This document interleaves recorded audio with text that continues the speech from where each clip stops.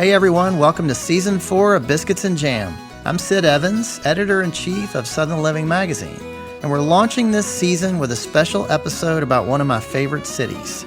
Every year, aspiring country artists relocate to Nashville to pursue their career in music, but the move doesn't always lead to fame and fortune, and it can often prove to be quite difficult. Today on the show, I'm going to share stories from past guests about when they made the move, sometimes at a very young age, and what it was like starting out in Music City.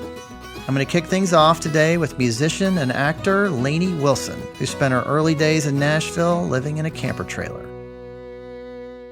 Lainey, you moved to Nashville in a camper trailer in, I think you said 2011. You didn't really know anyone. What were some of your days and what did some of your early gigs look like? Man, August 1st, 2011, I moved to Nashville in a Flagstaff bumper pool camper trailer. And I was known as the camper trailer girl. I didn't know where to start. I did not know who to talk to. I will say a crazy story that kind of goes with the whole camper trailer thing.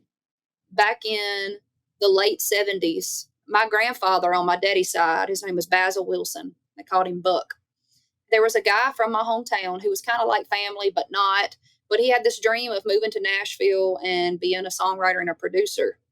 And my grandfather gave him a few $100s to kind of help him move to Nashville and get started. So years later, he had some success in the 90s with like Ken Millens and Kevin Sharp. And as a favor in return, he literally let me live in my camper outside of his studio in a patch of grass. He let me live there for free for 3 years because of what my grandfather did for him all those years before. It just goes to show you that when you do good, it could come back generations later. So whatever I do in this lifetime could affect my kids' kids. That's just one of the coolest stories for me to really think about it. But when I was living in my camper, I'll be honest, I had some dark days. I did. There were times when I should have packed it up and went home. But the crazy thing is, I never wanted to. Of course, I love home. And like I said, that's what made me me. But I knew I was supposed to be there. Even when it was snowing outside and my furnace couldn't keep up and I was having to wear 3 jackets to sleep and 4 pairs of socks, I never wanted to go home. I was like, this is it. And I'm going to do whatever I got to do to find my place. I didn't know what that meant. I didn't know if that meant I was just going to be a songwriter. But I knew that if I hung in there long enough, that I was going to find my place. Up next, Madeline Edwards tells me why she chose to relocate to Nashville and how the first few months of living there were anticlimactic until she got an unexpected call that would change the trajectory of her career. You moved to Nashville not long ago. What finally made you take that leap, and what were the first few months in Nashville like for you? So I got married a year and a half ago, and my husband and I were long distance at the time. He was in Mississippi and I was in Houston, and we were trying to decide a place to land. And I told him, I was like, it's funny, we actually talked about it just yesterday with everything going on with the Stapleton tour and everything happening. And he's like, man, it's just so funny to think that when we first started dating, actually on our first date, I told him, this is what I'm doing with music and this is what I want to do. And if you're going to be along for the ride, you need to be okay with this. There's a possibility of this being bigger than I even think it could be. And is this okay with you? And he is. I mean, he's the most supportive partner I could ever ask for. But we were trying to decide on a place to move after we got married. And I knew that my career would not be able to do what it needed to in Mississippi. And we were having a hard time finding a job for him in Houston. And so we were kind of toying with the ideas of LA and Nashville and New York. And Nashville was just kind of the place that we decided on just because it was kind of still close to both of our families. And it was a place that I could pursue music and probably maybe do well. The first few months in Nashville were very slow. It was still kind of during COVID times and nothing was totally open yet. And it was very anticlimactic. I mean, you move there with these big dreams and these big goals. And I remember for the first year, I was just sitting. I was just writing my own music.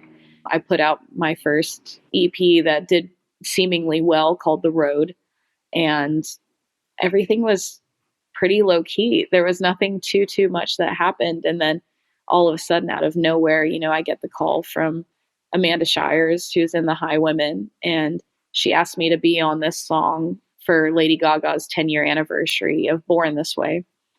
And from that point on, things just kind of snowballed into this really big.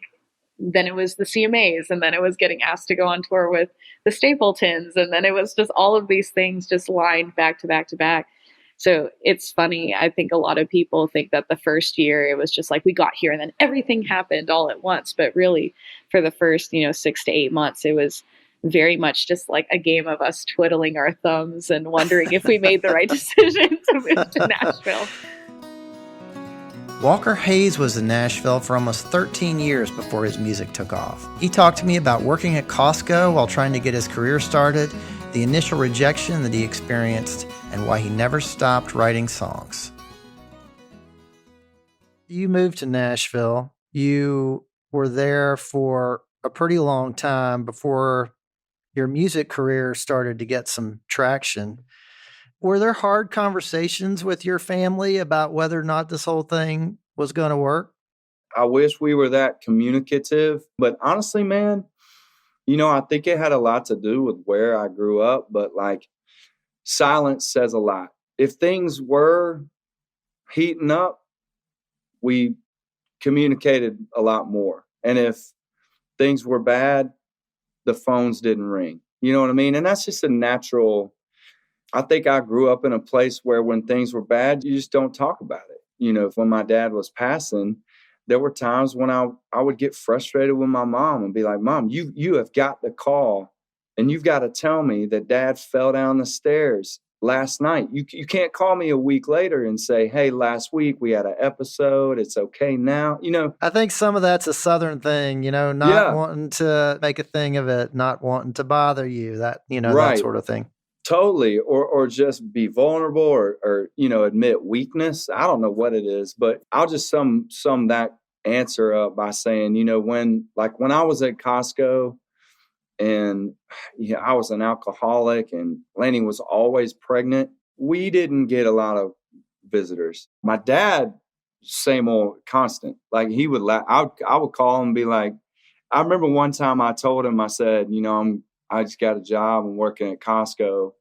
He just laughed and he said, that's going to build some character. He was like, that's going to be good for you. He believed in you. He did. Well, it's a pretty remarkable story, Walker. And, I've talked to a lot of people on this podcast who say that they were in Nashville for 2 years or 3 years or 4 years before something happened. And I mean, you had a pretty long road to get to where you are. Was there ever a time when you thought, okay, I think I'm done. I'm going to hang it up here? There were moments that hurt really bad. There were rejections that hurt really bad. There were failures that really did.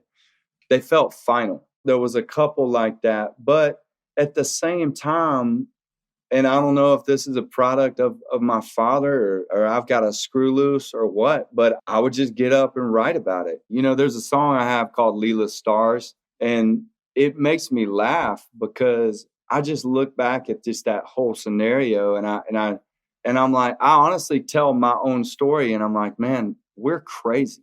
I mean, we're crazy. Like, it's almost like security was always like saying, hey, I'm over here if you would like me. And we were like, nah, we don't.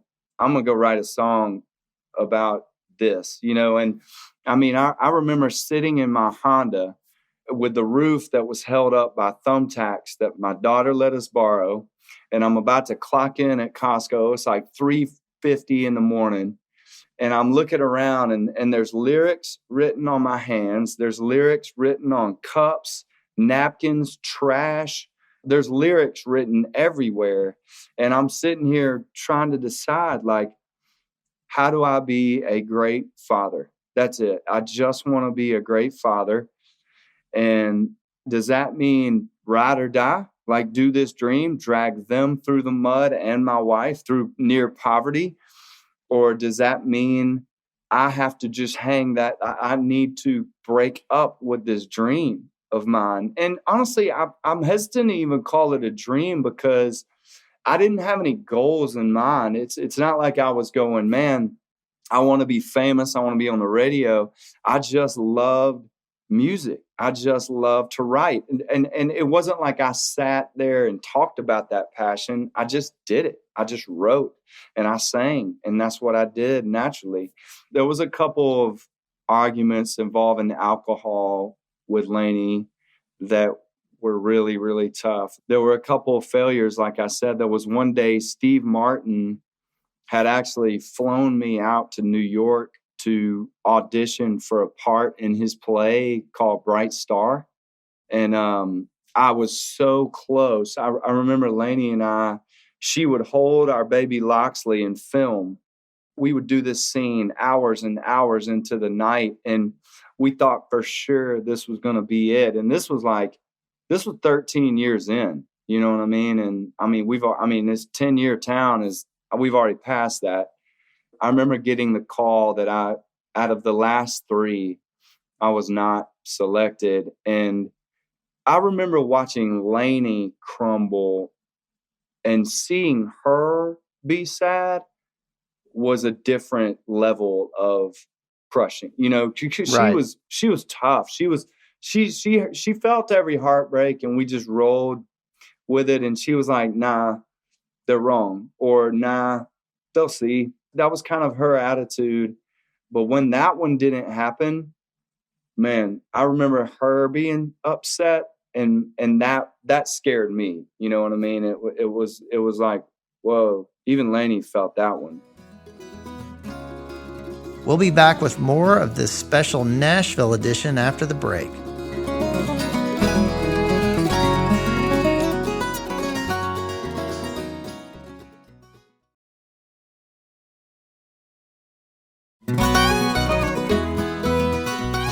Welcome back to Biscuits and Jam from Southern Living. I'm Sid Evans, and up next I have singer, songwriter, producer, and author Margo Price.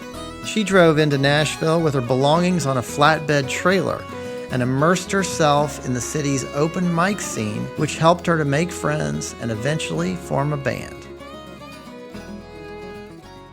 Well, so you left all that behind. You left the small town. You moved to Nashville. And you said you were, 19, 20 years old. There's a moment in the book where you talk about that, and you said when you drove into Nashville for the first time, it was like something out of the Beverly Hillbillies with, everything that was like stacked up on the back of the car or the flatbed. Tell me about that moment, what that was like for y'all driving into town. Well, there was like a little bit of a sting of this humiliation because they had just done the same thing to take me down to the college in Chicago, and it just didn't work out. And so then it was like, all right, let's put everything on the flatbed trailer again. And my dad literally had bungees and like tarps, and there was just this kid's bed and these ratty old couches, and there was a lot of, okay, I don't know what you're doing, but I guess we'll just help you cart your shit down the interstate. My parents just kind of left me there, and it was like, all right, well, good luck. And I immediately like wrecked my car and couldn't find a job and was just, I don't know, just floundering. But it was so exciting. I immediately started going out to all these open mics, just trying to figure out how I was going to like insert myself into the city. It was exciting, but it was definitely like, oh shit, what did I do? Well, I want to ask you about those open mics and some of those clubs and kind of dives that you played in. When you look back at that time, was there a favorite spot to play that was like that before you were playing at the Ryman? Yeah. That's what I did is I literally sat down. I went and picked up a copy of this paper that was called All the Rage. It was like a little tiny pocket sized thing. And I was like, looked at all the clubs. I went and checked all of them out and I wrote down a list and was like, I'm going to play all these clubs. And the Ryman was definitely like kind of at the end. But I started going out to this place that was called the Hall of Fame Lounge. It was a hotel bar, but I could just go up. They would let anybody play. And so you were getting a sampler of all kinds of writing in Nashville. What drew me to the place was like, people were like, oh, Towns Van Zandt used to hang out here, you know. Towns was in here. And another time Neil Young came in and my friend got to hang with Neil Young. But you were getting the best and the worst because it was right on Music Row. So it was in a Best Western and the whole place was kind of decorated like Cracker Barrel, you know, like just like antlers, and it had charm. It had wood paneling, and it was really cool place, but it was a lot of older people there. So like I was 20 and I'd say that the target audience or like clientele there was probably 40 to 65. But I made friends with some of these like old timer people and they would buy me beers. Give me tips, give me songwriting tips. And I know you love the 5 spot too in East Nashville. You've played there a bunch, right? Oh yeah. Spent thousands of dollars there just opening bar tabs. And I mean, I met half my band there. I owe a lot to the 5 spot and just East Nashville in general. It's easy to get kind of bitter when you've been somewhere I've been here for 19 years now. And so I feel like I have grown the right to be able to hate it and pick at it, you know? And complain about the lack of parking and Yeah, and complain about all the things that changed when I came here 20 years ago and started the gentrification. But I got such a sweet spot for that time. And that, I mean, there were just so many cool bands coming through and so many people. I saw Shovels and Rope play there when they were just first taking off. I remember seeing Jason Isbell play there. Cool people were just coming by and playing sets. And then there was so many like amazing underground bands and people that were unknown, but that were just full of talent. Caitlin Smith visited Nashville for the first time at 15 years old and knew that she wanted to live there someday. She eventually moved there at 23, but her path to success wasn't as easy as she initially thought. Did this set in motion your kind of Nashville idea? Like it might be time to start thinking about a move to Nashville if I'm going to be serious about this? Yeah, it really did. I mean, so I went in and I recorded that song and did it like a little independent record. It really did set the ball in motion. We met some random person who was from Nashville and they invited us down to come check it out. And I really fell in love with Music City on that trip. I remember discovering Music City and seeing like, wow, it's an incredible town that's full of people like me that want to do this music thing. That's so cool. But what I didn't realize that I would find was that it's songwriter city and that there's this whole job out there where people just make up songs. And I thought, dang, this is the coolest thing. I found really quickly, like, you can have the best voice in the world, but really what sets you apart and gives you a long career, I was seeing was great songs. That's really what I wanted to focus energy into. And so I started taking trips back and forth every handful of months and eventually made the move down to Nashville a handful of years later. So how old are you when you're in that van with your mom on that first trip? Yeah, so I was 15. Wow. Yep. So this was right after the state fair thing. Right after the state fair thing, we made the record. And really that solidified it for me that it's like that trip made me go, I want to live here. I want to be here.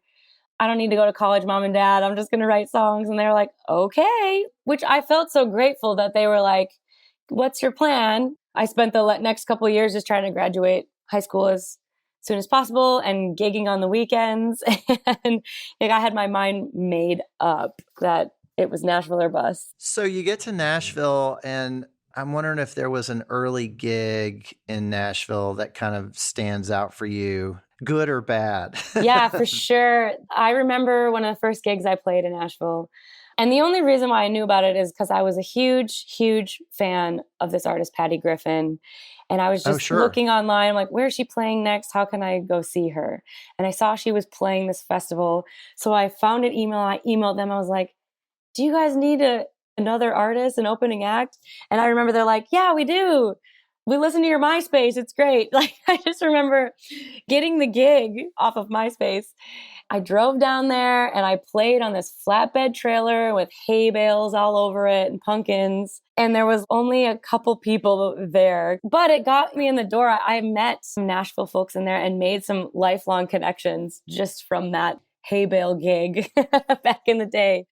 You know, I heard you say somewhere that living in Nashville really changed you. And I'm just curious what you meant by that. Wow. Well, I think it was really formative. It was a formative time. I moved to Nashville when I was 23 years old. My husband and I got married. 2 Minnesota kids moved straight to Nashville. It absolutely changed me. I mean, what an incredible opportunity to live in a city that eats, sleeps, and breathes music. I definitely moved to Nashville fairly naive and thinking, all right, I'm going to move here. I'm going to write some songs. But really, I wanted to move here and be an artist. And I thought, heck, I'll just take a couple meetings and get a record deal. I say that because I think I didn't realize how difficult it would be too. And so there's the piece where it's the community made me. But it also, as an artist, it's hard to hear no. It's hard to have doors closed. It's hard to hear no a billion times. Like, everybody's doing music, but it's kind of built on luck too, right? You just hope that you'll get that lucky cut, or that one person will be at that one show and you'll get your record deal, or whatever it is. It's hard not to be jaded after a handful of years of living here. I'm sure. And so there's a piece of that too. That also makes me who I am. And it's a love-hate relationship for sure. It's like I'm obsessed with this city. It also breaks my heart. I write songs about it all the time. Well, so you wrote a song called I Can't. Yeah. Which you recorded with Old Dominion. And Matthew Ramsey's been on this show before. And Awesome. It talks a lot about change and how hard it can be. Yeah. And there's actually a scene in the video that you made for it where you're crying. What was on your mind when you wrote that song? Yeah. I wrote that song after living in Nashville for a handful of years. And I was driving by downtown Nashville and I was seeing like the skyline is just littered with a billion cranes and 16 new skyscrapers. And like, that's where the first lines of the song came, like, this ain't a 20-minute town no more, it don't look the same. Like, all of that is just talking about the change that I've watched the city go through. Because when I moved here, there was like 3 restaurants that you could go to if you wanted a fancy dinner. Like, it was a sleepy little town, right? And so I've watched the city change, but then also I myself have changed as a person. I've had friendships and relationships come and go in my life and just evolved as a human. I wrote it to kind of sound like a breakup song, but it really it speaks a lot deeper to just the change that I've gone through.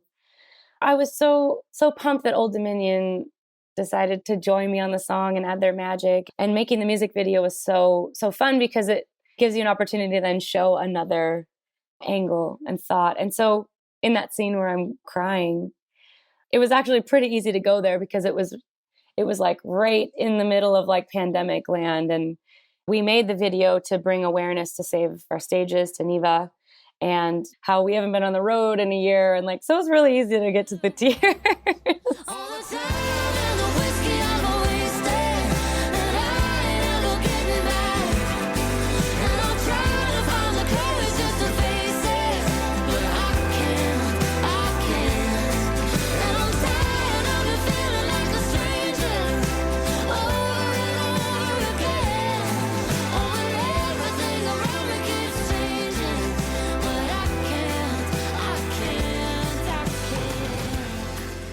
Those tears are real in the video. Anderson East started college at Middle Tennessee State right after high school. But after a year and a half, he realized the college life wasn't for him, and he took his chances on Nashville. So at what point did you move to Nashville? I mean, this is not a super long trip for you. You know, it's only, 100 miles up the road? Yeah. But I'm wondering what those first few months were like for you in Nashville and whether you felt really confident about where you were headed or did you have some doubts? Well, I moved as soon as I graduated high school, and my parents were like, you got to get an education. You got to go to college. It's like, okay, well, that's not something I'm really interested in, and I don't really have any interest in having any kind of job. And so I looked around and found Middle Tennessee State down in Murfreesboro because they had a recording engineering program. And I was like, well, if I'm going to go to school, I'm going to go hang out in the studio because that's the only thing I cared about. I went up there, I was all by myself, and sure enough, I just lived in recording studios. And I was still very much in my rebellious years and couldn't be bothered to listen to anybody tell me what to do. And a friend of mine, he'd started a actual commercial studio and built out the rooms and the floating floors. I was like, this is a legit thing. And so he just let me start hanging around. And then eventually I moved up to Nashville about a year and a half into that. I was like, Murfreesboro's great and all, but I want to be up there where they're doing the real thing. And so I would do the commute, but I don't think there was ever any moment of doubt in the decision to come up here. There's definitely doubts on other things on various days. I heard very early on this Paul Simon quote where he's like something to the effect of like, recording studio is the perfect place because it's the only place that you can fix anything. And I was like, I think that's where I want to be too. Well, what a great experience for you, and what a great foundation for so much of what you're doing now. Grammy-winning blues artist Keb Mo moved to Nashville in 2010 after his wife decided that she wanted to leave LA. Nashville welcomed them with a disastrous flood. The musicians in the city embraced them with open arms. So, Keb, a lot of artists make the move to Nashville in their 20s or their teens. But for you, that came a lot later. And I've heard that your wife, Robby, was actually an instigator. How did that move happen? Well, we packed up the house, called a moving van, and here we are. That's the short story. Here's the long story.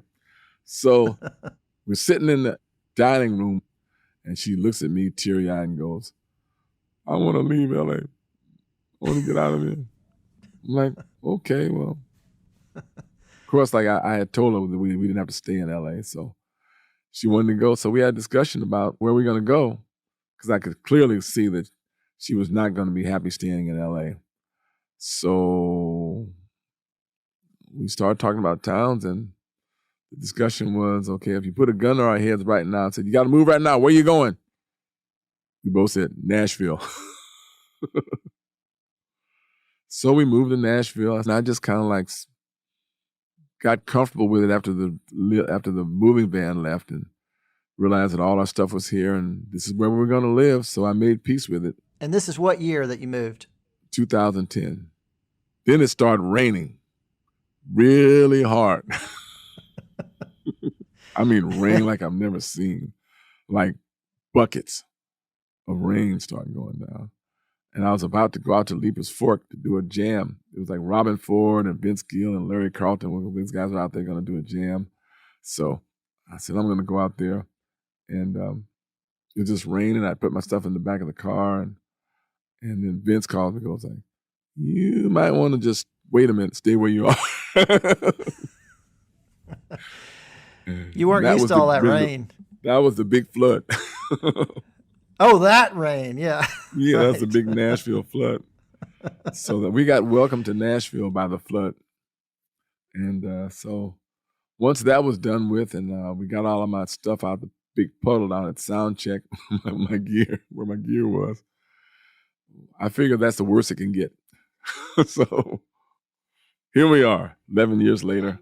Well, Keb, you seem like a Nashville institution now, so it seems like it's worked out pretty well.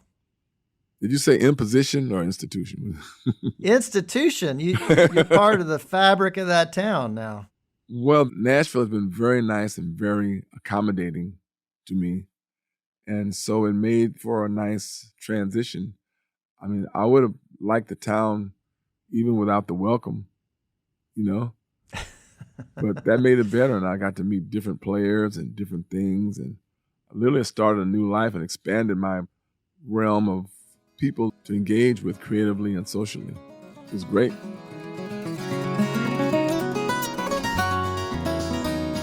Thanks for tuning in to our Nashville episode of Biscuits and Jam. Southern Living is based in Birmingham, Alabama. Be sure to follow Biscuits and Jam on Apple Podcasts, Spotify, or wherever you listen. And we'd love your feedback. If you could rate this podcast and leave us a review, we'd really appreciate it. You can also find us online at southernliving.com/biscuitsandjam. Our theme song is by Sean Watkins of Nickel Creek. Make sure to tune in next Tuesday, March 14th, for the first interview of Season 4 with country music duo Brothers Osborne.